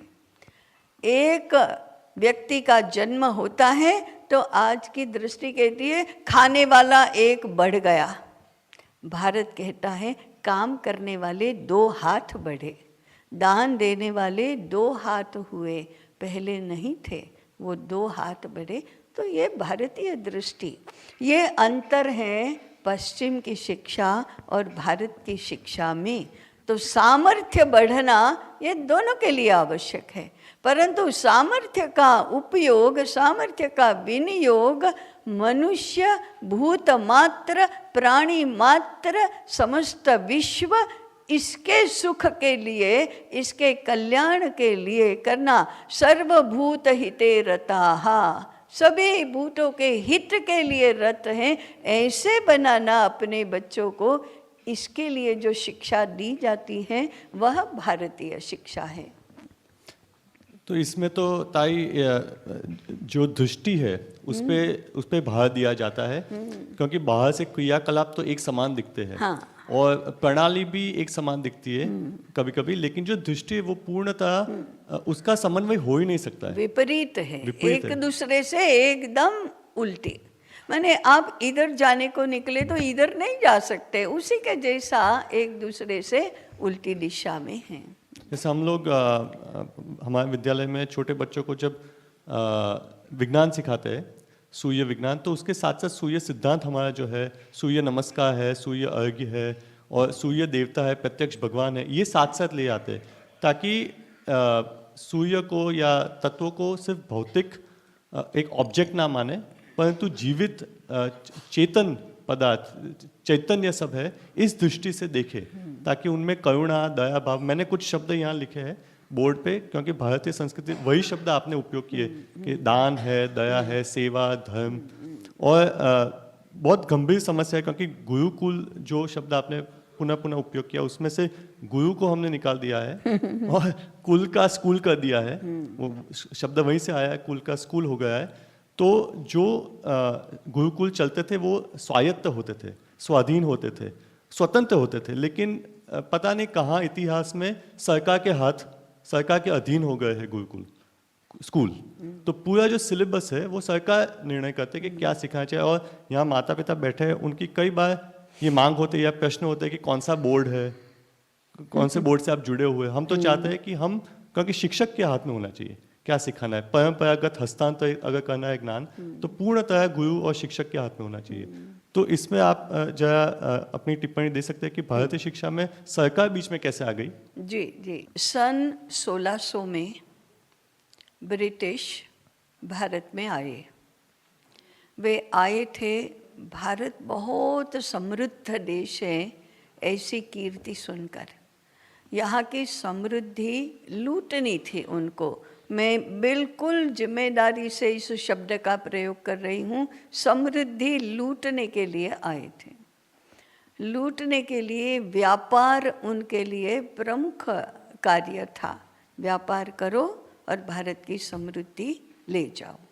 इसके लिए उन्होंने भारत के उद्योगों का नाश कर दिया और अपने अधीन ले लिया। यहाँ के जितने भी उद्योग करने वाले कारीगर थे उनको अपने उद्योगों में, अपने कारखानों में मजदूर बना दिया। ये परतंत्रता का पहला चरण था। फिर व्यापार अच्छी तरह से बिना रोक टोक कर सके, इसलिए राज्यों को अपने अधीन बनाया, आधिपत्य जमाया, राजकीय आधिपत्य जमाया, और छोटे छोटे राज्यों को फूट डालकर, कूटनीति का प्रयोग करके, दुष्ट नीति का प्रयोग करके, कभी बल प्रयोग करके सभी को अपने अधीन बनाया। राजकीय आधिपत्य ये परतंत्रता का दूसरा चरण था। उसके बाद उन्होंने देखा कि प्रजा तो हमारे अधीन नहीं हो रही है, राजा अधीन हो रहे हैं, लेकिन प्रजा तो स्वतंत्र है। क्यों? क्योंकि धर्म और संस्कृति और अर्थार्जन ये राज्य के अधीन नहीं था। इसलिए प्रजा तो अपने धर्म में उतनी ही आस्था रखती है और उतना ही उसका पालन करती है। तो प्रजा के मन को और बुद्धि को जीतने के लिए एकमात्र मार्ग था शिक्षा। इसलिए उन्होंने शिक्षा को कन्वर्ट कर दिया और ब्रिटिश बना दिया। ब्रिटेन के, यूरोप के शास्त्र सिखाना, यूरोप की जानकारी देना, यूरोप के संस्कार देना, यूरोप की जीवन दृष्टि देना, इसके लिए उनको विद्यालय चाहिए थे। तो उन्होंने क्या किया? भारत के विद्यालय धीरे धीरे बंद करवा दिए, नष्ट कर दिए और अपने विद्यालय शुरू किए। अपने विद्यालय शुरू करने के लिए सत्ता को उन्होंने साधन बनाया और इसलिए ब्रिटिश आधिपत्य में सरकार के द्वारा शिक्षा विभाग शुरू हुआ। वेद काल से लेकर 19वीं शताब्दी के पूर्वार्ध तक किसी भी शासन में शिक्षा विभाग नहीं था। वो तो गुरुकुलों के अधीन था, आश्रम ही उनके केंद्र होते थे, विद्यापीठ राज्य से स्वतंत्र चलते थे और राजा तो उसका आदर करते थे गुरु का। परंतु ब्रिटिश सरकार ने, ईस्ट इंडिया कंपनी की सरकार ने पहला डिपार्टमेंट ऑफ पब्लिक इंस्ट्रक्शन शुरू किया और तब से शिक्षा सरकार के नियंत्रण में आ गई। जो सरकार के नियंत्रण में नहीं थे ऐसे गुरुकुलों को बंद करवा दिया ऐसे आश्रमों को नष्ट कर दिया, उपेक्षा कर दी, उनकी प्रतिष्ठा नहीं की, नहीं हुई, अवमानना की जाने लगी। समाज में प्रतिष्ठा ब्रिटिशों द्वारा शुरू किए गए स्कूलों में पढ़ने वालों की हुई, नौकरी मिलने लगी, तो प्रजा उद्योग धंधों के अभाव में गरीब हो गई। सबके लिए शिक्षा भी उनका लक्ष्य ही नहीं था, केवल अपनी सरकार चलाने के काम में आ सके इतने ही लोगों को ब्रिटिश शिक्षा देना, ये उनका प्रचलन हुआ। 19वीं शताब्दी के पूर्वार्ध उत्तरार्ध से ये काम शुरू हुआ। 20वीं शताब्दी में भी यही चला, धीरे धीरे ये बढ़ता गया। 1857 में 3 यूनिवर्सिटीज़ बनी, वो ईस्ट इंडिया कंपनी के शासन में ही बनी। वो सारा का सारा सरकार के अधीन, सरकार के पैसे से, सरकार के नियंत्रण में चलता था। 1947 के बाद 3 यूनिवर्सिटी के स्थान पर आज देश में 1600 यूनिवर्सिटीज़ हैं। सबका मॉडल वही ब्रिटिश यूनिवर्सिटी है।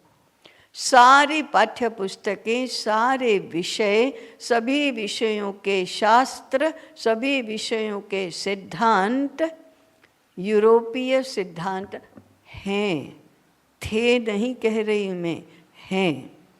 10-12 पीढ़ियाँ उसमें सीख कर आज देश को चला रही हैं। इसलिए इसमें सरकारी मान्यता अनिवार्य हो गई है, शासन का नियंत्रण अनिवार्य है। शिक्षक इसमें कर्मचारी है, नौकरी करने वाला है, वेतन लेने वाला है। शिक्षा निःशुल्क नहीं है, फीस देनी पड़ेगी आपको। कदाचित निःशुल्क शिक्षा के प्रयोग तो देश भर में होते हैं, सरकारी प्राथमिक शिक्षा निःशुल्क ही है, परंतु वह चैरिटी है, वह सामान्य नियम नहीं है कि शिक्षा तो निःशुल्क होनी चाहिए। जिससे पैसा अधिक कमाने के चांसेस हैं, ऐसी शिक्षा ऊंचे शुल्क वाली होती है। तो अर्थार्जन के लिए जो उपयुक्त है वह तो फीस देकर ही पढ़ना पड़ता है। तो ऐसी निःशुल्क और निर्वेतन शिक्षा की कल्पना भी आज नहीं की जा सकती।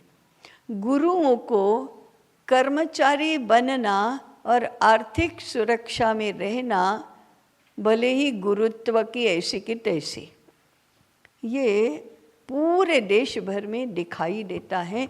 इसके सामने आवाज़ उठाने वाला कोई नहीं है। ये दासता, ये अधीनता, ये पराधीनता हमारे अंतःकरण में स्थापित हो गई है। हमारा हीनता बोध ऐसा है कि हमको अंग्रेजी अनिवार्य लगती है। क्या कारण है? हम ये नहीं कह सकते अंग्रेजी, मेरे साथ अंग्रेजी नहीं बोलना, मुझे नहीं आती अंग्रेजी, नहीं कह सकते हम। अंदर घुस गया है, अंदर प्रतिष्ठित हो गया है। इसको हीनता बोध कहते हैं। मैं उसको कहती हूँ, we are suffering from great grand national inferiority complex. जो इतना प्राचीन, इतना महानतम, इतना ज्ञानवान देश है, उसके हम अंश अपने आप को कम समझते हैं, हीन समझते हैं, क्योंकि हमें अंग्रेजी नहीं आती, क्योंकि हमारे घरों की साज सज्जा यूरोपियनों जैसी नहीं होती, हमारी लाइफस्टाइल उनके जैसी नहीं होती, इसलिए हम तो कम हैं ऐसा मानने लगे। ऋषि मुनि कौन होते हैं पता नहीं हमको, हमारे ज्ञान की विरासत क्या है पता नहीं हमको। We are becoming modern, we live in a modern age. अरे हम तो आधुनिक जीवन है, आज के ज़माने में वो सारा आपका नहीं चलता, ऐसा बोलने लगे हैं। ये हीनता बोध है। इसके कारण से सरकार का प्रमाण पत्र हमारे लिए अनिवार्य हो जाता है। हम ये नहीं कहते अरे जहाँ लात मारेंगे वहाँ पैसा पैदा करेंगे, तुम्हारा होशियारा तुम्हारे आगे लाचारी नहीं करेंगे, ऐसा नहीं कहते। हम गुरु हैं तो हम गुरु की तरह व्यवहार करेंगे, गुरु की तरह रहेंगे, हम ज्ञान देंगे। तुम्हारी पश्चिम की विद्या की तो ऐसी की तैसी जोर से कौन बोल सकता है, नहीं बोल सकते ना। हमारा प्रयास ये रहना चाहिए कि गुरु पहले गुरु बने। अगर गुरु गुरु बनता है तो समाज तो गुरु का आदर करना आज भी जानता है, आज भी उसको चाहिए। लेकिन गुरु गुरु जब तक बनेगा नहीं तब तक हमको ये प्रमाण पत्र की चिंता रहेगी।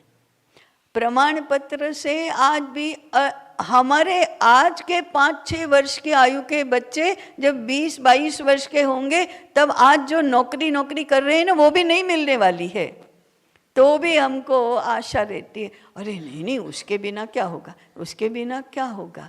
तो ये भय जो है, ये असुरक्षा है, ये हीनता बोध है, ये सारा मिटाने वाली शिक्षा का हमको प्रचलन करना चाहिए। ऐसी शिक्षा देनी चाहिए, ऐसा साहस हमारे हृदय में होना चाहिए। तभी ये माता पिताओं की जो प्रमाण पत्र मान्यता आदि की चाह है वो हम दूर कर सकेंगे। तो चलाने वाले लोग और अपने बच्चों को शिक्षा के लिए भेजने वाले माता पिता सब ने मिलकर इस विषय पर अच्छे से चिंतन करना चाहिए। 20 वर्ष के बाद की स्थिति अपने बालक की, इस समाज की और इस देश की जरा देखना चाहिए, चिंतन करना चाहिए और उसके बाद जो भी रास्ते हमको मिलते हैं उन रास्तों का अवलंबन करना चाहिए। आज जो स्थिति है उसमें से मुक्त हुए बिना हम ना तो धर्म की रक्षा कर सकेंगे, ना संस्कृति को अपना सकेंगे, ना भारतीय ज्ञान की प्रतिष्ठा कर सकेंगे, ना भारत को विश्व में श्रेष्ठ राष्ट्र बना सकेंगे। आज की पीढ़ी को इसका विचार करना है जी। ये दुखद स्थिति है और साथ साथ और दुखद ये बात है कि जैसे आयुर्वेद में कहते हैं लीन दोष इतना अंदर घुस गया है कि हमको पता तक नहीं है कि ये दोष है। अभी कुछ आमंत्रण आते भी है, हमको निमंत्रण आता है और स्कूल अलग अलग यहाँ जो स्कूल्स चलते हैं उनकी बातें होती है तो दिखाते हैं, बताते हैं कि हमने स्केटिंग विंग बनाया, हमने स्विमिंग पूल बनाया, हमने ये स्पोर्ट्स ग्राउंड बनाया, लेकिन वास्तविक जो दृष्टि देनी चाहिए बच्चों को वो नहीं देते क्योंकि उसका मापदंड भी नहीं हो सकता है। अब अगर एक बच्चे में व्यक्तिगत कोई बदलाव आया है, परिवर्तन आया है तो वो कैसे दिखाएगा, वो दिखा भी नहीं सकता है। उसके व्यवहार में दिख जाएगा, लेकिन जो जिस ढांचे से संसार चलता है अभी कि अवार्ड्स रिकग्निशन उसमें तो कुछ दिखेगा नहीं। तो माता पिता यही चाहते हैं कि बच्चा आगे बढ़े, लेकिन आगे बढ़ने की परिभाषा भी तो होनी चाहिए, स्पष्ट होनी चाहिए। तो मानसिक स्पष्टता के बारे में कोई बात ही नहीं करता है। नहीं करता। ये दुस्थिति तो आज है, परंतु एक अच्छी बात ये भी है, आशा की किरण दिखाई देती है कि लोग ऐसा अब बोलने लगे हैं कि आज की शिक्षा में तो कुछ नहीं है। ऐसे लोगों की संख्या बढ़ने लगी है। मैं देश भर में मेरा प्रवास रहता है तो ऐसे माता पिता भी अब हैं जिनको अपने बच्चे गुरुकुलों में भेजने हैं। कुछ तो ऐसे हैं बहुत बड़ी संख्या में कि हमारे बच्चे अनपढ़ रहेंगे तो चलेगा, परंतु ऐसे विद्यालयों में तो नहीं भेजेंगे, हम घर में उनको जो पढ़ाना है वो पढ़ाएंगे। ऐसे माता पिता हैं। आज से 10 वर्ष पूर्व ऐसे नहीं थे। अब ऐसे गुरुकुल शुरू हुए भी हैं, अत्यंत अल्प मात्रा में है, अल्प संख्या में है, परंतु हुए हैं जो स्वायत्त। हमको शासन की मान्यता नहीं चाहिए, हम निःशुल्क शिक्षा देंगे, हम अपनी ही शिक्षा देंगे, ऐसा निर्धार जिनका है ऐसे गुरुकुल शुरू होने लगे हैं। हाँ, उनका मार्ग बहुत कठिन है, ये बात तो ठीक है। इसलिए पुनरुत्थान विद्यापीठ ऐसे गुरुकुलों का रक्षण कैसे होगा, इनको मार्गदर्शन कैसे मिलेगा, इसकी चिंता करता है। पुनरुत्थान विद्यापीठ छोटे बच्चों का गुरुकुल नहीं चलाता है, बच्चों के माता पिता और आचार्य, इनके लिए गुरुकुल चलाता है। ऐसे आचार्य निर्माण होंगे जो अपना गुरुकुल शुरू करेंगे, ऐसे माता पिता बनेंगे जो ऐसी चाह वाली संतानों को जन्म देंगे। इसलिए पुनरुत्थान विद्यापीठ आगे का सोचता है। केवल छोटे बच्चों की सोचेंगे तो ऐसे गुरुकुल कितने बनेंगे देश भर में? देश तो 140 करोड़ जनसंख्या का है, तो ऐसे कितने भी अच्छे प्रयोग होंगे तो भी पूरे देश की शिक्षा नहीं बदलेगी। तो आगे पुनरुत्थान विद्यापीठ की 60 वर्षों की योजना है और अभी 20 वर्ष हुए, आने वाले 40 वर्षों में विजन क्या है? पूरे देश भर में भारतीय शिक्षा देने वाले गुरुकुल ही चलेंगे, वर्तमान शिक्षा का ढांचा बिल्कुल नहीं चलेगा। जिनको चलाना होगा उनको तो दो ही मार्ग है, या तो अपने आप को भारतीय पद्धति से चलने वाले विद्यालयों में रूपांतरित करो, भारतीय बनो, अन्यथा कोई आपके यहाँ आएगा नहीं पढ़ने के लिए। ये विजन लेकर पुनरुत्थान विद्यापीठ चलता है। इसलिए जो भी ऐसे साहसिक लोग हैं उनकी सहायता करना, उनका मार्गदर्शन करना, ये हमने अपना काम बनाया है। इसके लिए शास्त्रों का अध्ययन, अनुसंधान, पुनः प्रस्तुति, पाठ्यक्रम बनाना, पाठ्यक्रम उनको देना, इसके लिए विद्वानों को एकत्रित करना, ये सारा हमको करना होगा। मेरा कहने का तात्पर्य है अभी के अभी कुछ नहीं होगा। बालकों का जीवन भी 100 वर्ष का है ना, उनको कमाई करनी है वो 25 वर्ष के होने पर करनी है ना, तो फिर 20 वर्ष के बाद इस देश की स्थिति क्या होगी इसका विचार करो, इनका क्या होगा इसका विचार करो। वे 35-40 वर्ष के होंगे तो हम तो नहीं रहेंगे, तो उनका क्या होगा? वो कैसा देश चलाएंगे, कैसा घर चलाएंगे, कैसा जीवन जिएंगे, इसका विचार करो। लुक फॉरवर्ड, आगे की जरा सोचो और आगे का चित्र अपने सामने रखकर वर्तमान की व्यवस्था करो। ऐसा हमको शिक्षा के बारे में 2-3 पीढ़ियों का विचार करना होगा। एकदम अभी के अभी 4 वर्ष का विचार करके तो कुछ नहीं होता। आम का वृक्ष 7 वर्षों में फलता है, मेथी की भाजी 2 महीने में आती है। 2 महीनों का विचार करने वाले आम के फल नहीं खा सकते, तो दूरदर्शी होना ये तो आवश्यक है। एडमिशन लेने आते हैं तो यही प्रश्न बार बार आता है कि आपका कैंपस कितना बड़ा है, आपके पास स्विमिंग पूल है कि नहीं, हाँ, आपके पास कौन से स्पोर्ट्स, क्रिकेट, बैडमिंटन, क्या क्या सिखाते हैं। हम ऐसा कुछ नहीं सिखाते, हम योग सिखाते हैं, हमारा जो मार्शल आर्ट्स है कलरी चालू किया है वो सिखाते हैं, आयुर्वेद, अर्थशास्त्र सिखाते हैं जी। और जैसे आपने कहा जितनी बड़ी फीस उनको लगता है इतना ही बड़ा विद्यालय होगा, इतना ही बड़ा ज्ञान मिलेगा, लेकिन वास्तव में कुछ होता नहीं है। तो माता पिता के लिए कुछ आप लक्षण बताइए, क्योंकि जो भी समस्याओं का समाधान वो लाना चाहते हैं वो लाक्षणिक ही होता है, लाक्षणिक चिकित्सा होती है, ऊपर ऊपर से कुछ कर देते हैं लेकिन मूल में वो कुछ परिवर्तन आता नहीं है। तो जब भी वो किसी विद्यालय का परीक्षण करे या निरीक्षण करे या अपने स्वयं के मत बताए तो उनको क्या देखना चाहिए, क्योंकि ये दृष्टि जो हम देते हैं, हमारा विद्यालय आश्रम के अंतर्गत है, तो दृष्टि देखने के लिए भी दिव्य चक्षु चाहिए। तो उनको ये कैसे पता चलेगा कि ये भारतीय दृष्टि यहाँ मिलती है बच्चों को? नहीं, वो देना होगा। इसलिए हम तो कहते हैं कि वर्तमान में यदि भारतीय शिक्षा का विचार करना है तो एक साथ छात्रों की शिक्षा, शिक्षकों की शिक्षा और माता पिता की शिक्षा, ये तीनों समांतर चलना चाहिए। क्योंकि माता पिता भी बालकों का विकास करने वाले एक अंग हैं, शिक्षक भी ज्ञान देने वाले हैं, और दुर्भाग्य से माता पिता इस व्यवस्था में ही तो जी रहे हैं इस व्यवस्था में ही तो पढ़े हैं, उन्होंने यही देखा है। इसी को चारों ओर विकास विकास विकास कहा जाता है। इंफ्रास्ट्रक्चर कैसा है उसके आधार पर मूल्यांकन होता है, पैसे के आधार पर मूल्यांकन होता है। तो दृष्टि तो उनको भी देनी होगी। शिक्षक भी तो इसी व्यवस्था से पढ़कर आते हैं। इसलिए हम छात्रों की शिक्षा से भी माता पिता की शिक्षा और आचार्यों की शिक्षा, इस पर अधिक जोर देते हैं। माता पिता ठीक होंगे तो संतानों की चिंता करने की आवश्यकता ही नहीं है। शिक्षक ठीक होंगे तो छात्रों की चिंता करने की आवश्यकता ही नहीं है।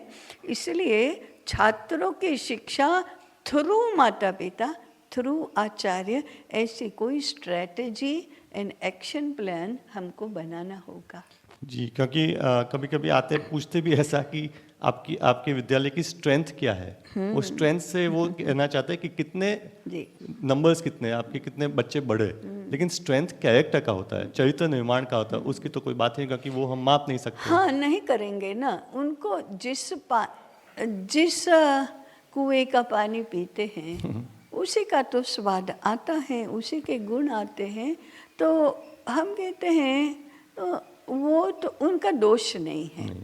पहले तो कि जो पार्श्वभूमि मिली है वैसा ही तो वो सोचेंगे।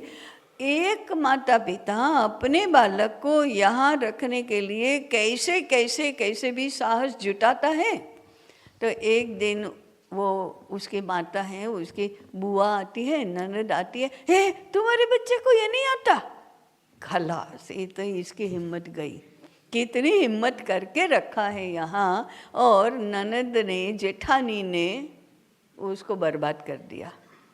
वो नहीं तो आस पास के 10 परिवार है, तुम्हारा बच्चा गुरुकुल में जाता है, क्या बनेगा आगे, उसको ये नहीं आता, वो नहीं आता। ऐसा कर करके रोज रोज जिनके साथ पाले पड़ते हैं वो तो यही कहते हैं। मेहमान आते हैं वो यही कहते हैं, और फिर भय दिखाते हैं, सर्टिफिकेट नहीं होगा तो कोई नहीं पूछेगा।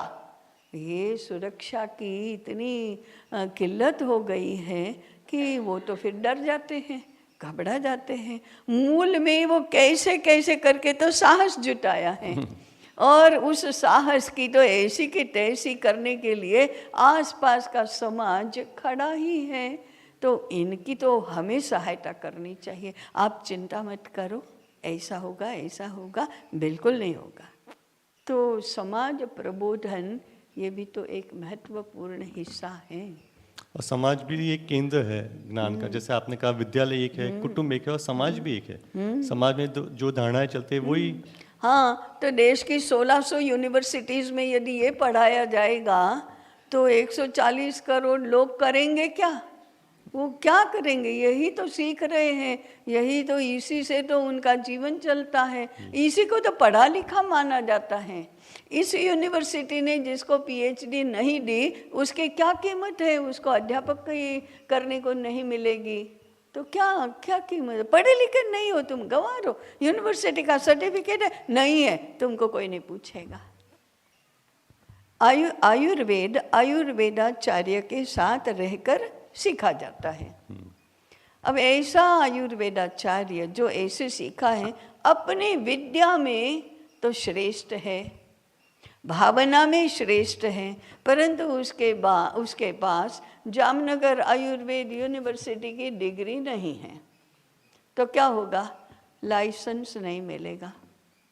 आपके यहाँ आपने चिकित्सा किसी की और उसने शिकायत की, आप जेल में जाओगे। फिर क्या होगा? इनको बचाने का हमारे पास कौन सा रास्ता है? इनकी ये तो समस्या है ना कि आपको क्लिनिक नहीं खोलने दिया जाएगा, आपको दवाई फार्मा इंडस्ट्री में आप कहीं पर भी नहीं है, तो फिर उसकी चिकित्सा की विद्या को कोई प्रतिष्ठा ही नहीं है, तो क्या करोगे? कौन इनकी सहायता करेगा? तो मेरा मूल प्रश्न था ना, विद्या को मुक्त कौन करेगा? विद्या हमको तो बाद में मुक्त करेगी ना, अभी विद्या को मुक्त करने का क्या रास्ता है? क्या वो ऐसा रिस्क लेने के लिए तैयार है कि मैं बिना पैसे तुमको तुम्हारी चिकित्सा करूँगा। पैसा नहीं होगा तो कोई ये लाइसेंस और नौकरी और डिग्री को कोई पूछता नहीं है। तुम खानगी तुम्हारे घर आए, तुमने उसकी चिकित्सा की, हो गया। ऐसा तो नहीं होगा। फिर क्या होगा? तो जो लोग बुद्धिमान हैं, जो लोग विद्या को प्रेम करते हैं, विद्या की प्रतिष्ठा चाहते हैं, उन लोगों ने व्यवहार बुद्धि भी विकसित करनी पड़ेगी कि रास्ते कैसे निकालना। भगवान शंकराचार्य एक जगह पर कहते हैं कि पंडित कौन है? जो शास्त्रार्थ करके सभा में जीतता है, बाद में जंगल में जाकर लकड़ी भी काट कर लाता है, उसको अच्छे से उसकी गठरी बनाता है, बाजार में जाकर उसको उचित दाम में बेचता है और अपने लिए आवश्यक सामग्री कुशलता पूर्वक खरीद करके आता है और बाद में अपना निर्वाह भी चलाता है, उसको पंडित कहा जाता है।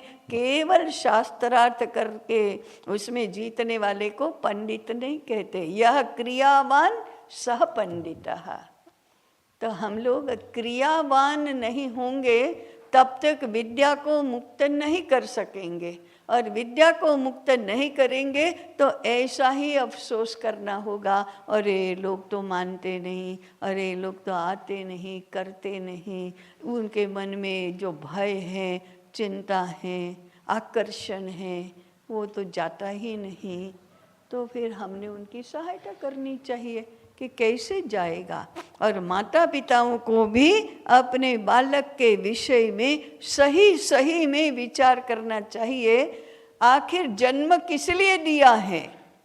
किस लिए जन्म दिया है? अपनी गलत धारणाओं का शिकार बनने के लिए उनको जन्म दिया है कि उनका कल्याण हो, भला हो, धर्म के मार्ग पर चले, इसलिए दिया है। धर्म की तो ऐसी के तैसी, अरे खाने को तो मिलना चाहिए, समाज में लोगों ने पूछना भी चाहिए।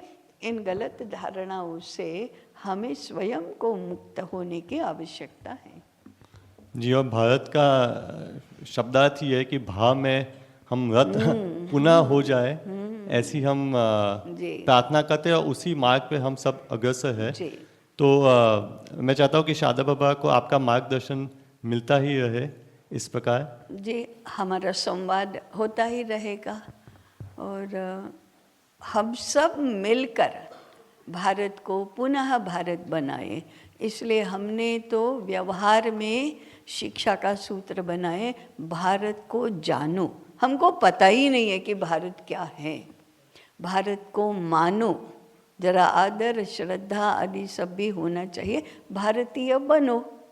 ये 3 सूत्र हमने हमारे संपूर्ण शिक्षा कार्य के आलम्बन के रूप में स्वीकार किया है और इसी मार्ग पर चलने का हम भी प्रयास ही कर रहे हैं। हम तो कोई सर्वसमर्थ संपूर्ण ऐसे थोड़े हैं, परंतु इसी मार्ग पर चलना, इसी में अधिक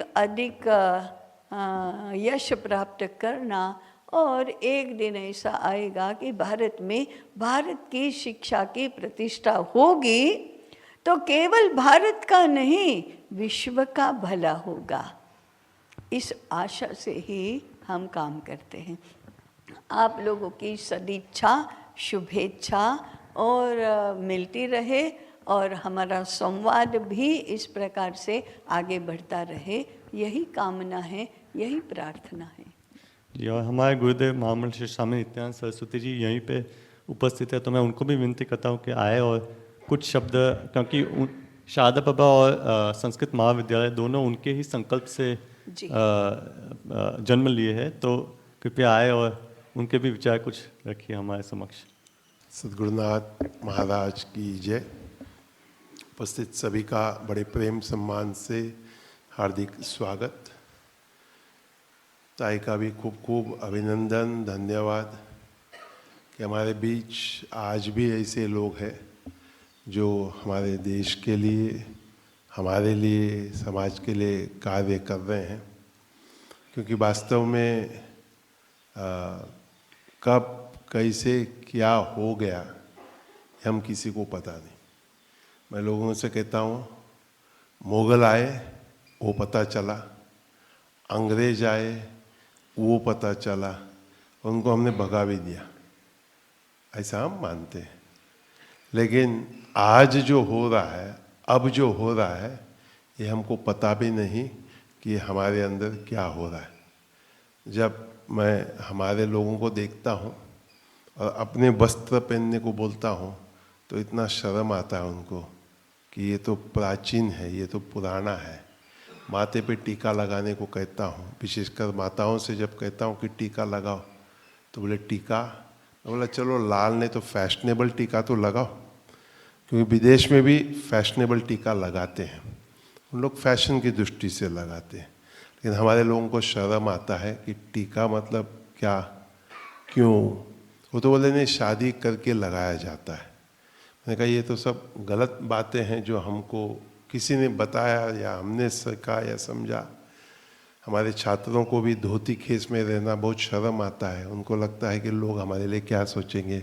उनको लगता है जैसे ही हम इसको उतार सकते हैं, उनके फेसबुक स्टेटस पे आप देखोगे तो धोती केस में कम मिलते हैं, वो पैंट शर्ट में ज़्यादा मिलते हैं और मॉडर्न में ज़्यादा मिलते हैं, क्योंकि समाज ने उसको स्वीकार लिया है। लेकिन परंतु समाज भी प्रसन्न होता है जब उनको लगता है ये सब जो बातें हमने अभी सुनी ना, कि इसका कोई अनुकरण करता है तो देखते हैं लोग तो उनको भी अच्छा लगता है। उनको लगता है कि इसमें हिम्मत है, इसमें इस तरह से चलने के लिए हिम्मत है। जैसे माताएं भी हमारे यहाँ जब पूजा अभिषेक का नियम है कि धोती खेस और साड़ी में हो, लेकिन उनको होता है कि जैसे धोती खेस हो गया, अभिषेक हो गया, मुझे बोलते बदल दो। मैं बोलता हूँ कि नहीं, आज भोजन तक तो पहन के रखो ना। बोले ऐसे, मैं बोला बहुत अच्छे लग रहे हो, बहुत सुंदर लग रहे हो। बोले लेकिन I am not used to it, मुझे इसका अभ्यास नहीं है। तो मैं बोलता हूँ अभ्यास बनाओ ना, अभ्यास बनाओ, अच्छे लगते हो, सुंदर लगते हो। तो बहुत सारी बातें हैं, आपने तो बहुत गहन बातें की और विवेक भाई ने यहाँ बहुत सारी बातें लिखी हैं जो मैं मानता हूँ को हमको विचार करना चाहिए। और बहुत अच्छी बात उन्होंने हमको सिखाई, अगर हम समझ सकते हैं आम के बारे में। ये आम हम तो आजकल घर वाले पहले ही खा जाते हैं, क्योंकि अपने को लगता है कि मेरे लिए बचेगा या नहीं बचेगा। हम बाहर, इन्होंने तो इतना लंबा लिस्ट अपने को दे दिया है कि ये सबको देने के बाद जो बचेगा उसमें से आप खाना। परंपरा पहले ऐसे ही थे अपने यहाँ, माता पिता हमारे पहले हमको ये सिखाते थे कि किसको किसको किसको देना और फिर बचेगा ही, क्योंकि श्रेयान स्वधर्मो विगुणा, कि हम जब श्रेय करेंगे ना, अच्छा करेंगे, तो स्वाभाविक है कि उसका फल मेरे तक आएगा, मुझे मिलेगा। लेकिन क्योंकि आजकल हम भयभीत एक जीवन जीते हैं, आधुनिकता का मैं अगर सोचता हूँ तो पहले हम उदार चरित्राणाम ऐसे कहते थे, आजकल हम कह ही नहीं सकते हैं कि हम उदार हैं नहीं, ऐसा नहीं कह सकता हूँ। लेकिन जैसे थे उदार, निर्भय थे, आज हम वैसे नहीं हैं। दुनिया ने हमको भयभीत कर दिया है, हम भय से जीते हैं। और बहुत सारी बातें हैं। एक छोटी कहानी याद आई, जब आप बात कर रही थी तो कोई महात्मा और उनका शिष्य कहीं भिक्षा लेने जाते हैं और बेटी बोलती है कि हमारे पास कुछ नहीं है देने के लिए, आपको दान देने के लिए हमारे पास कुछ नहीं, हम गरीब हैं। तो महात्मा जी कहते हैं कि कोई बात नहीं, तुम्हारे दरवाजे का जो मिट्टी है, धूल है, वो हमको दे दो। तो बेटी वो सोचती है कि ठीक है, ये तो दे सकते हैं, हम क्यों नहीं दे सकते, तो अपना थोड़ी ये मुफ्त है, भूमि सबका है, धूल सबका है। तो धूल उठाकर वो महात्मा को देती है। शिष्य थोड़े आगे जाने पर कहता है कि महाराज आपने ये क्या किया, बच्चे से धूल मांगा, आपने को तो भूख लगी है, खाना चाहिए। तो महात्मा ने कहा कि देखो, बेटी ने कहा कि अपने पास कुछ नहीं है, तो आपने धूल क्यों मांगा। तो बोले बेटी में ये संस्कार डालना था कि दान देना चाहिए। कोई भी तुम्हारे घर पे आए भिक्षा मांगने, तो दान देने की जो अभ्यास है, आदत है, वो बनना चाहिए। बच्चे कभी आगे जाकर, जैसे आपने कहा, गृहिणी अगर बनती है और उसका गृहस्थ अगर संपन्न हो तो उस संपन्न गृहस्थ के घर में उसको ये भाव आएगा कि किसी महात्मा ने जब मैं छोटी थी ये बुद्धि मुझे दी थी कि दान देना चाहिए। इसके लिए हम गीता में कहते हैं कि स्वल्पमप्यस्य धर्मस्य त्रायते महतो भयात्, कि धर्म थोड़ा बहुत तो करो, और वो थोड़ा बहुत धर्म भी आपको बहुत सारे भय से दूर करेगा।